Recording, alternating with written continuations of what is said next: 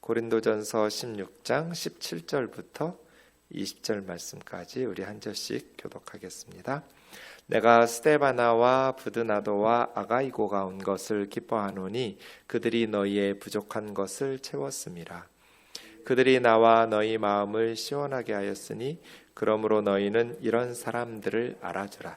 아시아의 교회들이 너희에게 문안하고 아굴라와 브리스가와 그 집에 있는 교회가 주 안에서 너희에게 간절히 문안하고 모든 형제도 너희에게 문안하니 너희는 거룩하게 입맞춤으로 서로 문안하라. 아멘. 우리가 고린도전서 16장 말씀을 해석하고 적용하면서 사도들이 꿈꾸었던 교회는 어떤 교회였는지, 성경에서 사도들이 가르쳐주는 신앙생활의 모습이 어떠했는지를 우리가 묵상하면서 지금 우리 교회는 어떤 교회이고 나의 신앙은 어떤 신앙이어야 하는지를 생각해 보고 있습니다. 오늘 9번째 시간인데요.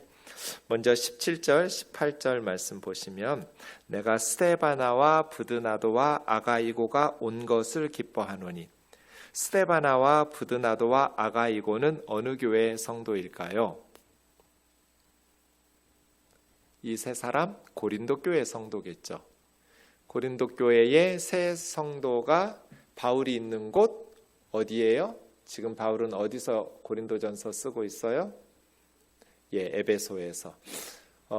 고린도 교회의 세 명의 성도가 에베소에 바울이 사역하는 곳으로 지금 방문해 온 것이죠. 네, 아마 이 세 사람이 고린도 전서를 들고 갔겠죠. 고린도 교회로. 스테반 하면 이제 면류관, 꽃으로 만든 우승자에게 주는 화관인데요. 그런 면류관을 쓴 그런 이름이에요. 부드나도라는 말은 행복한 그런 뜻이고요. 그다음에 아가이고라는 것은 아가야 지방이잖아요. 지금 고린도가 그 지역 이름이 아가야 주예요. 그래서 아가이고는 아가야 주에 소속된, 아가야에 속한 그런 뜻이겠네요. 네, 그래서 면류관과 행복한과 아가야에 속한 세 사람이, 그런 이름을 가진 세 사람이 에베소의 바울에게로 방문해서 온 거죠. 그 세 사람의 방문을 바울은 매우 기뻐했어요. 바울에게 찾아온 세 사람으로 인해서 바울은 너무나 행복했어요. 그리고 그들이 너희의 부족한 것을 채웠다 그랬어요. 너희는 고린도 교회일 거고요. 고린도 교회의 부족한 것을 이 세 사람이 채워주었다. 이건 무슨 뜻일까요? 고린도에서 스데바나, 부드나도, 아가이고가 나에게 왔는데 내가 그들이 온 것을 너무 기뻐했고 그들이 너희 고린도 교회 성도들의 부족한 것들을 채워주었다. 고린도 교회 성도들이 바울의 선교에 후원을 해주고 같이 선교하는 일을 돕고자 하는 마음이 있었지만 거리가 멀리 떨어져 있으니까 불가능하잖아요. 마음은 있는데 몸이 멀리 떨어져 있어서 바울의 선교를 도울 수가 없었어요. 이게 부족함이에요. 네, 하고 싶어도 할 수가 없었던 그 고린도 교회 성도들의 단지 기도와 마음뿐이었던 그것을 이 세 사람은 직접 바울에게로 방문해 와서 바울을 돕고 격려하고 섬기게 되는, 그래서 너희들이 하고 싶었지만 멀리 떨어져 있기 때문에 할 수 없는 그 부족한 것들을 해야 할 것들인데 너희가 해야 할 것들을 할 수 없었던 그것들을 이 세 사람이 채워주었다. 그런 의미인데요. 공동번역이나 표준 세번역 같이 약간 이렇게 의역한 성경들은 너희들을 보고 싶고 서로 이렇게 반갑게 맞이하고 싶었는데 그렇게 할 수 없어서 마음이 좀 이렇게 서운하고 늘 그리움만 가지고 있었는데 이 세 사람이 옴으로써 그 보고 싶어하는 마음들을 그래도 기쁨으로 채워주었다. 이렇게 의역하기도 하는데요. 그냥 원문으로 보면 정확한 의미는 우리가 파악할 수 없지만 너희가 마음으로 원해도 할 수 없는 멀리 떨어져 있어서 하지 못하던 그런 어떤 섬김이나 또 해야 될 것들을 이 세 사람의 방문으로 채워주었다, 이렇게 말하는 것이 좋을 것 같습니다. 그런데 이 세 사람이 나와 너희의 마음을 시원하게 했다 그랬어요. 스데바나, 브드나도, 아가이고가 나와 너희의 마음이라고 말한 건 이제 푸뉴마니까요, 영혼이라고 할 수 있겠네요. 나와 너희의 영혼을, 나와 너희의 마음을 시원하게 했다라는 말이 조금 마음이 시원하다는 이게 무슨 뜻일까요?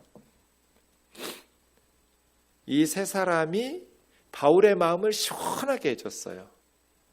그리고 고린도 성도들의 마음을 시원하게 해줬대요.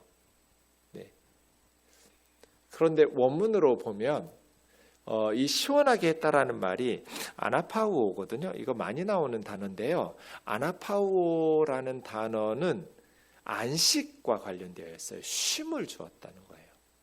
그래서 예수님 말씀 중에 수고하고 무거운 짐진 자들아 다 내게로 오라, 내가 너희를 쉬게 하리라. 이게 아나파우오거든요. 내가 너희를 쉬게 하겠다고.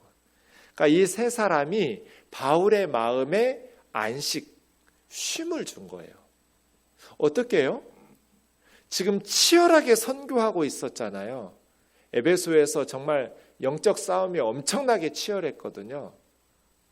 그 엄청난 영적 전투의 현장에서 지칠 대로 지쳐있는 바울과 또 초대교회의 많은 박해와 어려움 속에서 고린도 성도들의 마음을 이 세 사람이 안식을 준 거죠. 어떻게? 위로해주고 격려해주고 용기를 북돋아 줌으로써. 그래서요, 이런 사람을 알아주라 그랬어요. 알아주라는 건 뭐예요? 인정해주고 귀하게 여기라는 뜻이죠. 어떤 사람을? 선교사들과 성도들의 마음에 격려와 위로와 용기를 북돋아 줌으로써 안식과 힘을 주는, 선교사들의 마음에 쉼을 주는 이런 사람들, 이러한 사람들을 소중히 여기고, 이걸 우리는 시원하게 했다, 마음을 기운나게 해줬다는 거죠. 사도 바울에게 왔던 이 세 사람이 정말 용기를 주고 선교사들에게 마음을 너무너무 상쾌하게 격려하고 힘을 준 거예요. 여러분, 이 두 구절 한번 생각하면서 우리에게 어떻게 적용할 수 있을까요? 나는 성도들에게 안식과 쉼을 주는 사람인가? 아니면 나는 성도들을 힘들게 하는 그런 스트레스를 주는 사람은 아닌가? 성도들을 위로해주고 격려해 줌으로써 그 지친 마음을 쉼을 주는 사람, 상쾌하게 해주는 사람, 선교사들의 마음에 쉼을 주는 사람, 위로를 주는 사람. 바울은 이 세 사람의 방문을 기뻐하면서 그 세 사람이 바울과 그의 선교팀을 정말 마음의 용기를 준 거예요. 선교의 현장에서 지친 선교사들을 이 고린도에서 온 이 세 사람이 힘을 줬어요. 여러분, 선교지에 가서 선교사님들 힘들게 하시면 안 돼요. 목회자들이나 한국 교회에서 후원하는 교회 성도들이 가서 선교사님들을 여행 가이드로 만들어요. 그 바쁜 선교사들을 자기들 여행하는데 뒤치다꺼리하게 만드는, 대부분 그래요. 단기 선교라는 말이 사실은 어폐가 있죠. 단기팀이 가서 무슨 선교를 해요? 그냥 선교지 방문하는 거죠. 선교는 거기서 오랫동안 장기적으로 머물면서 선교하는 선교사님들이 하기 때문에 단기팀은 가서 그 선교사님들이 선교를 잘 하실 수 있도록 용기를 불어넣어주고 아나파우오 하고 와야죠. 선교사님들에게 힘을 불어넣어주고 격려해주고 용기를 불어넣어 주어서 선교사님들이 마음이 시원해지도록, 그래서 선교지에서 열악한 환경과 치열한 영적 전투에 지친 선교사님들의 영혼이 우리 후원하는 한국 교회의 교우들과 목회자들과 성도들의 방문을 통해서 새 힘을 얻을 수 있는 그런 시간, 안식의 시간을 줘야죠. 그런데 계속해서 선교사님들을 힘들게 하는, 여행하고 싶으면 여행사 알아보면 되잖아요. 왜 선교사님들 부려먹어요? 제가 언젠가 선교지에 갔는데 첫날 딱 갔더니 선교사님이 저의 스케줄 일주일치 스케줄을 딱 짜놨더라고요. 본인이 목사님 오늘은 피곤하시니까 주무시고요, 내일은 어디 가고 모레는 어디 가고 그 지역에서 유명한 그러한 장소들을 이렇게 다 스케줄을 잡아놨어요. 그래서 내가 이런 데 간다고 언제 말했어? 했더니 아니요, 한국에서 목사님들 오시면, 성도님들 오시면 다 여기 가요. 여기 있는 산이나 서울에 있는 산이나 똑같아. 여기 있는 강이나 서울에 있는 한강이나 똑같아. 그물이 그물이고 그 나무가 그 나무야. 뭘 그렇게 볼 게 있다고 나한테 묻지도 않고 스케줄을 짜놨어. 자, 이제부터 일주일의 스케줄을 알려줄게. 아침에는 몇 시에 일어나서 시편을 공부할 거고, 오전 10시부터는 누가복음을 할 거고, 오후에는 좀 쉬었다가 저녁에는 로마서를 공부할 거야. 하루에 3번씩 선교사 부부하고 저하고 셋이서 성경 공부를 했어요. 일주일 동안. 그런데 그 말씀을 선교지에서 뭐 예배를 드릴 수도 없어요. 거기는 복음 전하는 것도 불법인 나라예요. 영적으로 갈급하잖아요. 한국에서는 마음껏 찬양하고 그렇게 열심히 교회에서 교우들과 함께 영적인 공급을 누리던 선교사들이 선교지에 가서는 영적으로 너무나 기갈하고 너무나 갈급한 거예요. 그런데 후원교회 목사가 와가지고 여행 다니게 생겼어요. 그 두 선교사 놓고 새벽에 일어나서 시편을 공부하고, 오전에는 복음서, 특히 누가복음 가지고 길 위에 본문으로 공부하고, 저녁에는 로마서 말씀들을 묵상하고 같이 나누었어요. 근데 이게 막 새벽까지 이어져요. 우리는 또 말씀 가지고 서로 나누면 너무너무 행복하잖아요. 막 그래서 밤늦게 새벽까지 밤새도록 이 얘기 저 얘기 하면서 일주일을 보냈어요. 전 굉장히 몸은 피곤했는데 너무너무 선교사님들이 말씀으로 용기를 얻고 힘을 얻어서 그 모습 같이 셋이서 엉엉 울면서 주님의 은혜에 감사하고, 또 그 땅에 죽어가는 영혼들을 위해서 기도하면서 또 가슴이 뜨거워지고, 아무 데도 안 갔어요. 뭐 그 나라에 여행하면 뭐가 달라져요? 사진이나 몇 방 찍고 오면 뭐 내 인생에 뭐가 달라지겠어요? 하지만 지친 선교사들의 영혼을 말씀으로, 또 찬양과 기도로 같이, 또 나의 영혼에 한국에서 말할 수 없었던 것들을 다 목회하면서 힘들었던 것들을 같이 기도 제목으로 내어놓고 함께 동역자들이 기도하면서 주님 앞에 우리의 연약함을 고백하면서 도우심을 간구하고 기도할 때 너무너무 행복했어요. 선교지에 가서 선교사님들 여행 가이드 삼지 마라. 선교사님들 피곤하게 하지 마라. 아나파우오, 선교사님들의 마음에 쉼을 주고 격려해주고 위로해주고 힘을 불어넣어주는, 교회에서도 마찬가지죠.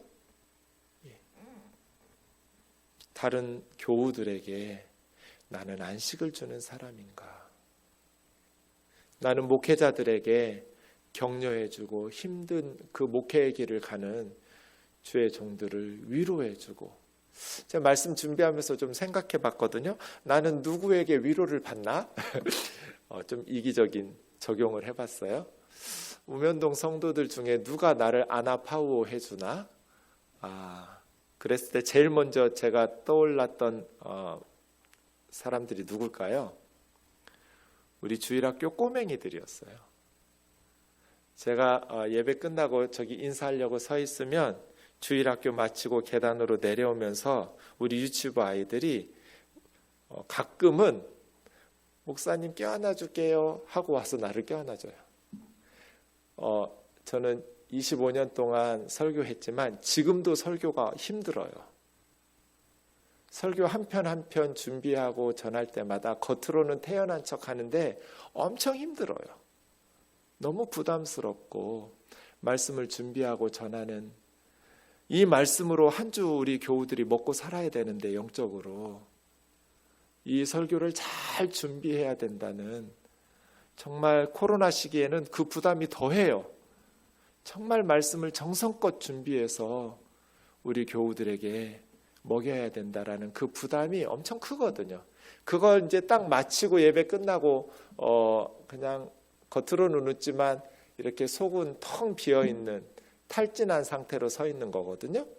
그런데 계단에 내려오는 우리 아이들이 저를 껴안아줘요. 이게 아나파우예요. 그 짧은 순간 저는 너무너무 기쁨으로 위로를 받고 쉼을 얻어요. 우리 서로가 서로에게 그런 성도였으면 좋겠어요. 신앙생활도 쉽지 않고 인생살이 쉽지 않잖아요. 힘겹게 살아가고 있는 우리 교우들을 안식을 줄 수 있는 사람,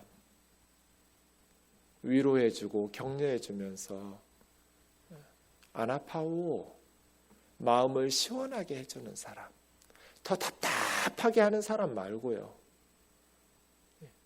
마음을 더 힘들고 무겁게 하지 말고 왜 그렇게 신앙생활해요? 이왕이면 마음을 시원하게 해주는 사람, 격려해주고 용기를 불어넣어주는 사람. 또 하나는 이런 적용도 해봤어요. 이런 사람들을 알아줘라. 우리 우면동교회는 어떤 성도들이 인정받고 있는가? 성도들의 마음에 안식을 주는, 정말 다른 사람들을 잘 격려하고 위로해주는 그런 성도들이 훌륭한 신앙인이라고 인정해주고 있는 교회인가? 그 제대로 된 교회겠죠. 대부분 교회는 세상에서 성공하고 인정받는 사람들이 교회에서 인정받아요. 그렇지 않나요? 세상에서 성공하지 못하면 교회에서도 인정받지 못하는 경우가 대부분이에요. 그런데 오늘 본문에서 사도는 다른 사람들의 마음을 시원하게 해주는 사람, 다른 사람들을 기쁘게 하기 위해서 잘 섬기면서 위로하고 격려해주는 사람, 말 한마디를 건네도 활짝 웃으면서 용기 내라고 힘내라고 격려해주는, 그래서 사역자들과 성도들의 마음, 나와 너희의 마음을 시원하게 해주는 이 사람들을 알아주어라. 그 사람들을 인정해주고 존경해주고 소중하게 여기는 그런 교회 되겠으면 좋겠습니다. 마지막 두 구절 봅시다. 19절, 20절입니다. 아시아의 교회들이 지금 에베소에 있으니까 에베소는 아시아 주고요. 고린도는 아가야 주예요. 아시아에 있는 교회들이 너희에게 무난하고, 무난한단 말 4번이나 나오는데요. 인사한다는 말이에요. 지금 편지 마지막이니까 인사 건네고 있어요. 그런데 특별히 에베소에 아굴라와 브리스가 부부와 그의 집에 있는 교회에 대해서 언급하고 있어요. 원래 아굴라는 유태인인데요. 이 유태인 부부는 흑해 연안에 있는 본도 폰토스라는 도시 출신이에요. 거기 출신인데 로마에서 짐승 가죽을 가공해서 장막을 만드는 업을 가지고 로마에 있었는데 49년도에 클라우디우스 황제가 로마시의 모든 유태인 추방령을 내리거든요. 로마시에 있는 유태인들을 추방하라 했을 때 49년에 로마에 있던 브리스길라 아굴라 부부가 고린도로 올 수밖에 없었어요. 유태인 추방령이 내려서. 그래서 고린도에 있을 때 마침 그때 50년에서 51년으로 넘어가는 그의 겨울에 바울이 고린도에 오거든요. 선교하러. 아테네에서 고린도로 왔을 때 이 브리스길라 아굴라 집에 취직을 해서 그 집에서 기거하면서 같이 텐트 만드는 자비량 선교 사역을 감당할 때, 그러니까 바울과 브리스길라 아굴라 부부의 이 가족과의 인연은 굉장히 오래되었죠. 고린도에서부터. 그런데 그 이후에 이제 에베소로 왔을 때, 에베소로 어떤 사연인지 알 수 없지만 브리스길라 아굴라가 에베소로 와서 동역하고 있었고, 이제 디모데서에 보면 이 에베소의 그 교회가 브리스길라 아굴라 집에서, 오늘 본문에서도 그 집에 있는 교회, 그러니까 아굴라가 남편이에요. 브리스길라 줄여서 브리스가가 아내고요. 이 아굴라와 브리스길라 가족이 자기 집을 예배 처소로 내놓은 거죠. 위험한 일이에요. 또 참 귀찮은 일이에요. 그런데 자기 집을 예배 처소로, 교회당으로 내어놓을 만큼 헌신한 사람들. 그렇게 바울의 선교에 힘이 되었던 부부가 아굴라와 브리스가예요. 모든 형제도 너희에게 문안하니 너희는 거룩하게 입맞춤으로 서로 문안하라. 로마서 16장 3절에서 5절 상반절까지 보시면 브리스가와 아굴라에게 문안하라. 이제 로마에 이야기하면서 이제 바울이 로마서를 쓸 때 브리스길라와 아굴라는 로마에 다시 옮긴 거예요. 당시에는 이주가 굉장히 흔했어요. 그 브리스길라와 아굴라 부부는 내 목숨을 지키기 위해서 자기들의 목숨까지 내어놓았다고. 그러니까 이 부부가 얼마나 헌신적으로 바울의 선교를 도왔는지 알 수 있겠죠. 바울을 살리기 위해서 자기들이 대신 죽겠다고 나섰던 부부예요.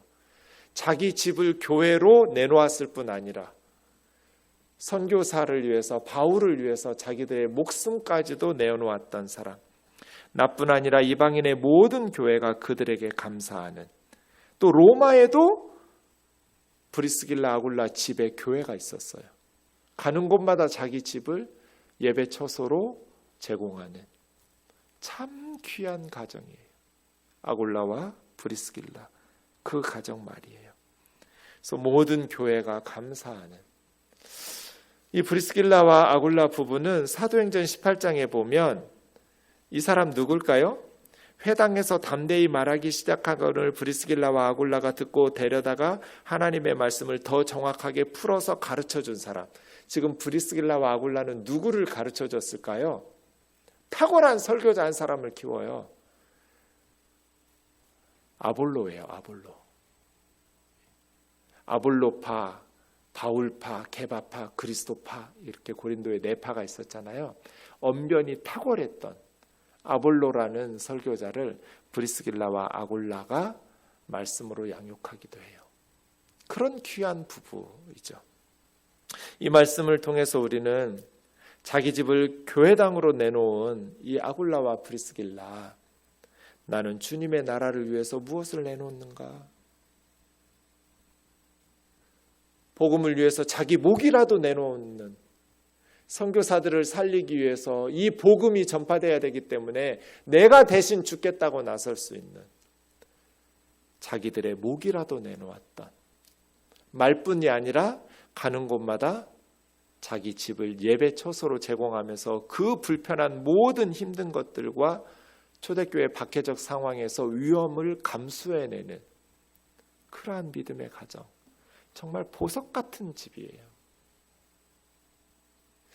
마지막 주님 앞에 섰을 때 나는 주님의 나라를 위해서 무엇을 내어놓고 왔다고 말할 수 있을까?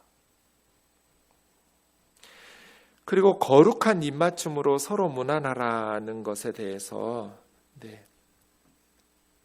지금 이제 고대 인사 습관이니까요, 우리가 입맞춤으로 하면 안 되겠지만 이런 따뜻한, 그러니까 진정으로 우러나오는 인사가 교우들을 하나 되게 해요. 사실은 저는 포옹의 능력을 경험한 사람인데요. 지금은 안 그러는데 중학교 2학년 때 되면 애들이 좀 이상해지잖아요. 특히 남자아이들이 사춘기를 겪으면서.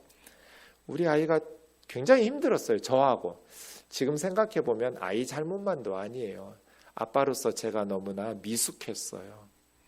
왜냐하면 아이가 평소 하던 대로 안 하니까, 좀 달라지니까 갈등이 생기고, 제 마지막으로 우리 아이를 이렇게 때린 것도 중학교 2학년, 그 뒤로는 한 번도 때린 적이 없는데요.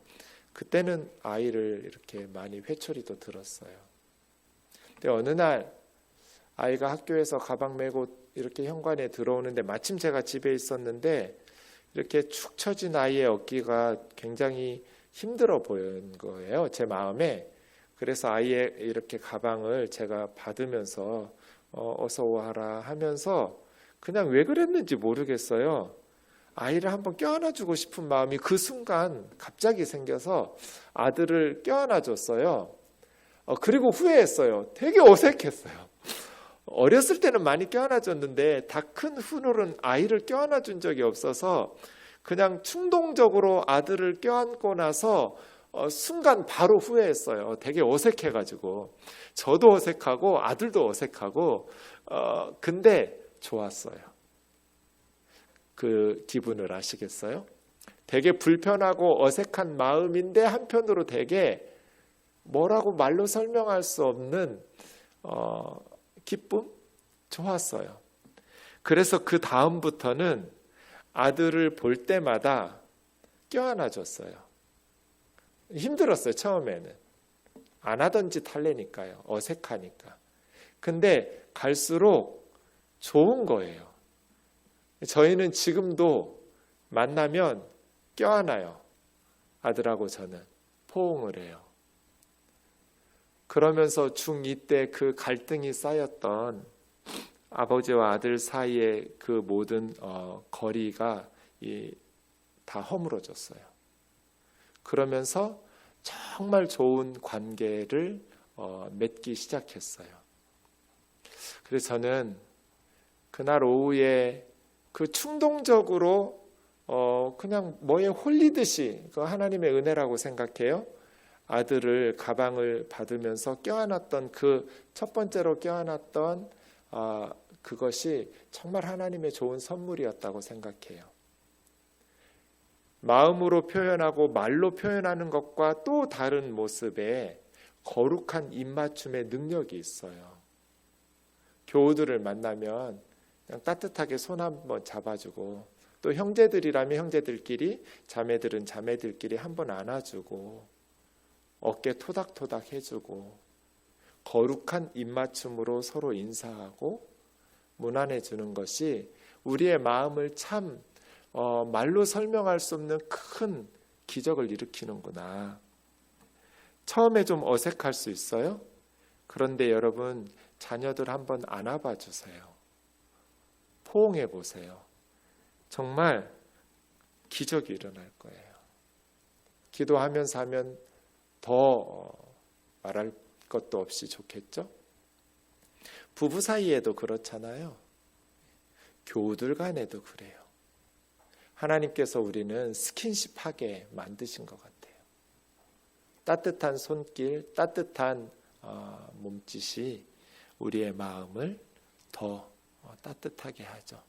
우리 교우들 둘러보면서 외롭게 교회 다니고 있는 교우들 없는지 좀 돌아보면서, 이성 간에는 좀 주의해야겠죠. 거룩한 입맞춤이니까요. 저거는 그 당시의 인사법이니까 지금 성경적으로 뭐 문자적으로 말씀 순종한다고 막 입 막 주둥이 내밀면 안 돼요. 그냥 거룩한 입맞춤으로 우리가 할 수 있는 방식으로 따뜻한 인사들이 교회를 더 따뜻하게, 더 풍성한 사랑의 공동체로 만들어 갈 것입니다.